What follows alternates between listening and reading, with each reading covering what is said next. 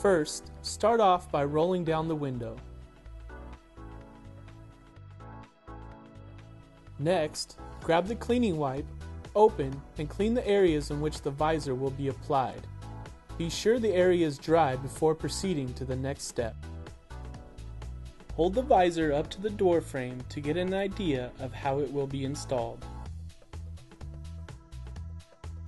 For proper installation, peel back the tape about 2 inches and remove the black protective foam from the hooks on the visors.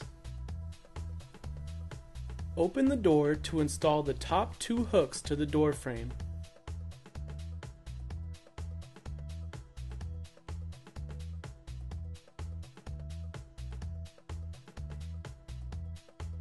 Now, line up the edge of the visor with the edge of the door frame.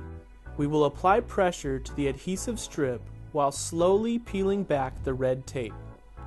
Be sure to take your time with this step.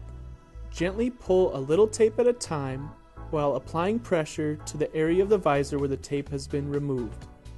Always grab the tape as close to the visor as possible to avoid tearing the tape. Once you have removed all the strips of tape, run your fingers around the edge to ensure a tight seal. Repeat these steps to install the rear visor.